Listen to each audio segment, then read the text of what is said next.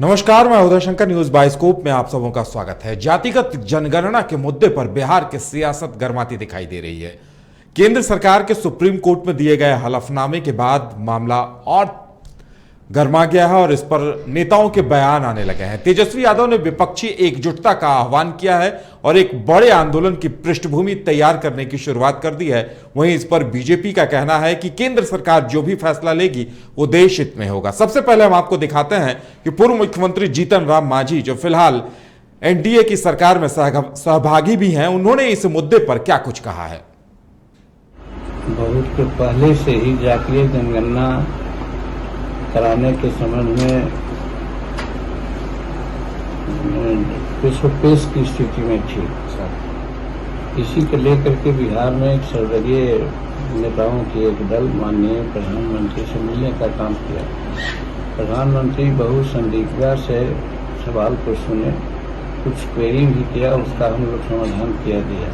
हम लोग आशान्वित थे कि प्रधानमंत्री हम लोगों के दलील को समझ करके जातीय जनगणना कराने का आदेश देंगे या निर्णय लेंगे। लेकिन कल से पता चल रहा है कि केंद्र सरकार ने एक हलफनामा जारी करके कह दिया है कि संभव नहीं है। यह एक दुखद प्रकरण है, खास करके अभिवंचितों के लिए, गरीबों के लिए, शेड्यूल कास्ट के लिए, आदिवासी कृषक के लिए। क्योंकि हमारा कंसेप्ट है, शुरू से हम कहते आ रहे हैं कि हमारा कंसेप्ट है, हमारा संविधान कहता है कि जिसकी जितनी जनसंख्या भारी मिलेगी उसको उतनी हिस्सेदारी। तो जब हिस्सा लेने की बात है, घर में बैठ करके हम लोग स्वतंत्रता का लाभ ले रहे हैं, आज़ादी का लाभ ले रहे हैं, तो ऐसा तो नहीं होना चाहिए कि जिसकी आबादी कम है वो ज़्यादा ले लाभ और जिसकी ज़्यादा आबादी है वो कुछ नहीं लाभ ले। तो इसी विसंगति को दूर करने के लिए जातीय जनगणना बहुत आवश्यक है। और जातीय जनगणना बहुत पहले से नहीं हो पाया है, अंग्रेजों के समय में हुआ था, स्वतंत्रता के समय में। तो बिहार की उप मुख्यमंत्री रेणु देवी ने सामाजिक समरसता को जरूरी बताया है और उन्होंने कहा है कि आखिर जातिगत जनगणना से क्या लाभ मिलेगा, इसका कोई लाभ दिखाई नहीं देता। क्या कुछ कहा है उन्होंने, सुनाते हैं हम आपको। देखिए, सबसे बड़ी बात है कि अपनी अपनी सोच होती है। हम सामाजिक समरसता की बात करते हैं और आप जाति गणना की बात करते हैं। जाति गणना से क्या होगा कि हमारे और आप सारे लोग में एक पहलू जो है वो भी तो द्वेष होना है। और हम जब सामाजिक समरसता की बात करते हैं तो हमें तो सामाजिक समरसता में ही रहना चाहिए। हम सभी लोग एक हैं। हम कहते हैं कि सबका साथ सबका विकास। तो इस हिसाब से सबका साथ सबका विकास जब हम चिंता करते हैं और सबके लिए चिंता करते हैं तो फिर क्या मामला है। हमें तो ऐसा नहीं लगता है कि इसको कोई इशू बनाना चाहिए। वोट की राजनीति में आपने जितने 35 दल हैं, मैं चैलेंज करके कहना चाहती हूँ, कितने आपने जाति गणना में जो सबसे पीछे बैठा हुआ लोग है, कितने लोगों को आपने बनाया है। आपने अपने परिवार को बनाया है, आपने अपने परिवार के लिए चिंता की है। लेकिन जो नहीं कहता वो तो सारे लोगों के लिए चिंता किया। जो सबसे बैठे, आप सोचते हैं कि हम पिछड़ा और अति पिछड़ा का हम वोट बैंक बनाएं और दलित और इसका, ये वोट बैंक नहीं बनने वाला है। वो सब लोग जानता है कि मेरे साथ क्या हो रहा है। 7 वर्षों में जो काम हुआ है, आज अगर यहाँ कोई बैठा हुआ है तो बिना जाति जनगणना की अति पिछड़ा की महिला बैठी हुई है, जिन्हें पूरे भारत में पहला बिहार की उप मुख्यमंत्री बनी, पूरे भारत के लिए आइकॉन हो गई कि पहली मुख्यमंत्री बनी है। तो इसलिए इसमें मुझे ऐसा नहीं लगता है कि कोई इशू बनना चाहिए। ठीक है, जब समय होगा तो उसको हम जनगणना करेंगे, जैसा जब समय देखा जाएगा। लेकिन हमने जब विकास की काम किया और विकास के काम में अगर ये छेड़छाड़ करेंगे तो क्या विकास होने वाला है? क्या चिंता करनी चाहिए उस 34 को। इनका लगता है कि हम विकास जनगणना कर रहेंगे तो हमें वोट मिलेगा। ऐसा कोई आजकल तैयार नहीं है। जो आपको अभी चाहिए जनता को विकास, और हमने जो प्रण लिया है कि हम सबका साथ सबका विकास रहेगा। तो रेणु देवी ने विपक्ष के नेताओं पर, खासकर तेजस्वी यादव पर निशाना साधते यह कह डाला कि उनके लिए जाति नहीं परिवार सर्वोपरि है। उन्होंने ये कहकर निशाना साधा। वहीं दूसरी तरफ बीजेपी के प्रदेश अध्यक्ष संजय जायसवाल ने कहा कि 4,28,000 जातियां हैं। सुप्रीम कोर्ट में जो हलफनामा दायर किया गया है उसके अनुसार ऐसे में तमाम जातियों की जनगणना कर पाना बड़ा ही दुरूह और मुश्किल होगा। क्या कुछ कहा उन्होंने, सुनाता है हम आपको। कल जब सुप्रीम कोर्ट में हलफनामा जाहिर किया गया तो यह साफ बताया गया कि 4,28,000 जातियों की रिपोर्टिंग हुई है।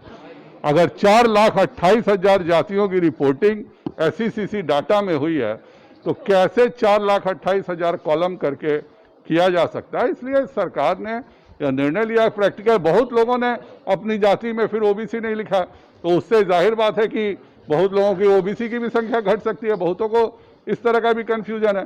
तो जो पार्टी केंद्र सरकार ने सोचा समझा निर्णय किया, महाराष्ट्र में जब केवल 484 जातियां रजिस्टर्ड हैं और महाराष्ट्र में जब SECC डाटा हुआ तो वो जातियों की संख्या 52,000 पार कर गई। तो 52,000 जातियों के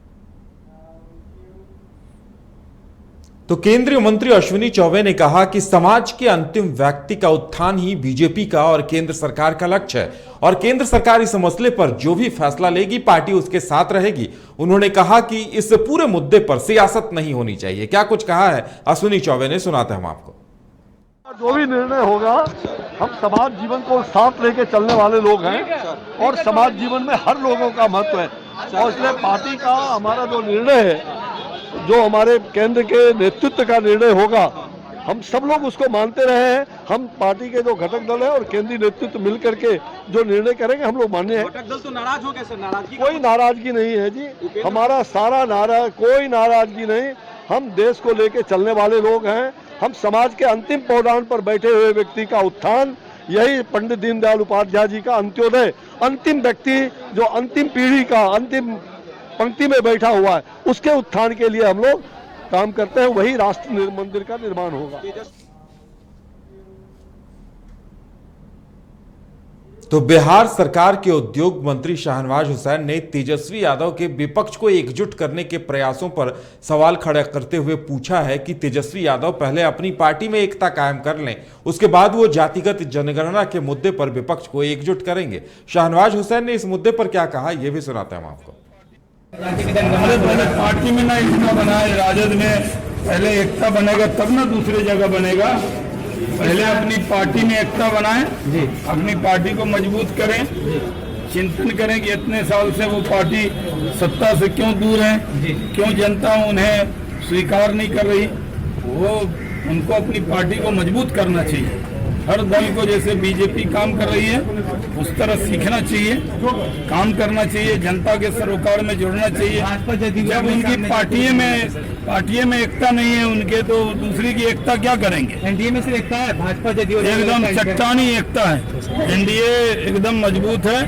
नीतीश कुमार जी के नेतृत्व में एनडीए की सरकार पूरे 5 साल चलेगी।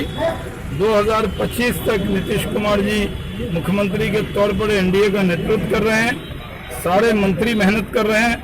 हम देश के अंदर बेहतरीन काम बिहार प्रदेश करके दिखा रहा है। सर, किसानों ने भारत बंद का आह्वान